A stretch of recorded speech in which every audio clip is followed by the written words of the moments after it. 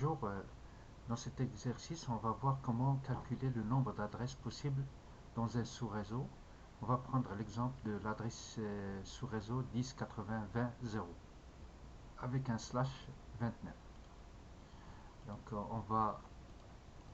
Première des choses, c'est prendre l'adresse IP de 10 80 20 et 0 et l'écrire sous forme binaire, sous format binaire. Donc on va écrire par exemple le 10 et son correspondant en binaire c'est ça. Et puis le 80 la même chose, le 20 la même chose, le 0 c'est tout, il y a tout, ici il y a seulement des zéros. Et puis pour le masque slash 29, on va voir que ça veut dire quoi slash 29? Ça veut dire que on prend les 29 premiers bits qui se trouvent à gauche, on les met à 1 et puis le reste à 0. Vous voyez ici, le masque slash 29 veut dire qu'il faut écrire 29 fois le bit 1, c'est-à-dire ça c'est 8 fois 1, ici c'est 16, 24 et 25, 26, 27, 28, 29. Donc et tout ce qui se trouve à droite, c'est des zéros. Et voilà, les 3 bits 0 indiquent, ça c'est indique l'emplacement que nous pouvons utiliser pour adresser les appareils de notre sous-réseau. Mais l'emplacement n'est pas au niveau de sous-réseau, mais au niveau de notre adresse de sous-réseau, c'est-à-dire le 10 80 20 et 0. Et puis, ça veut dire quoi l'emplacement? Ça veut dire qu'on peut seulement changer ces 3 bits. Donc on peut faire un jeu de 0, de 1 et remplacer ici. Donc on peut mettre par exemple 0, 0, 0, 0, 0, 1, 0, 1, 0, etc. Donc on va voir que le 0, 0, 0, si on le colle ici, on obtient toujours le 0 en décimale. Le 0, 0, 1, c'est 1, etc. Donc combien d'adresses on a ici? Possibilité d'adresses. On a 8 adresses qu'on peut adresser, c'est-à-dire qu'on peut attribuer à des machines en plus de NetID et le broadcast. On va voir maintenant comment prendre ces adresses-là et les coller en binaire, en décimale.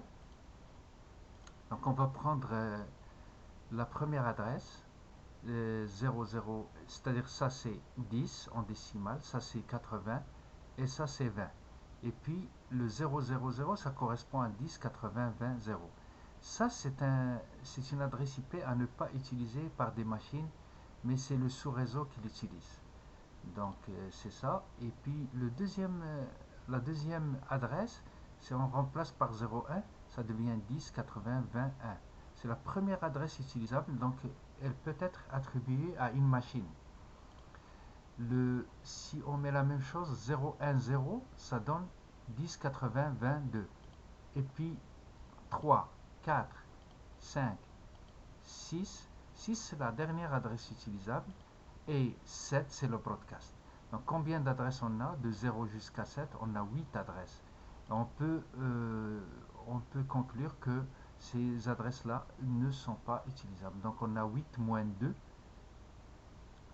on a 8 adresses possibles et puis on a 6 adresses qui sont réellement utilisables. On voit ici que notre masque, ça nous a servi pour fixer et ne pas rendre variable les 29 bits qui se trouvent à gauche.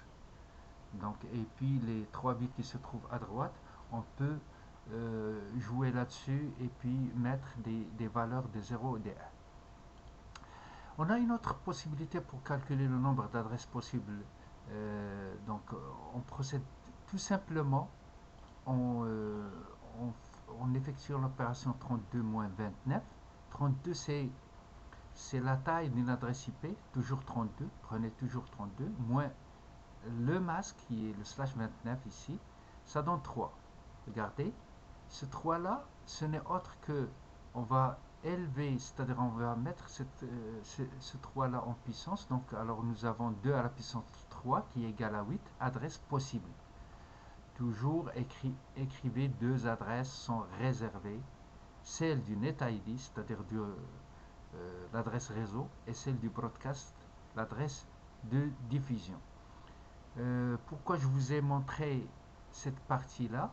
Parce que parfois on vous demande non seulement d'attribuer le nombre d'adresses, c'est-à-dire de calculer le nombre d'adresses, mais aussi de calculer les adresses. Donc ça c'est pour le calcul des adresses, et ça c'est pour calcul de nombre d'adresses IP qui sont possibles.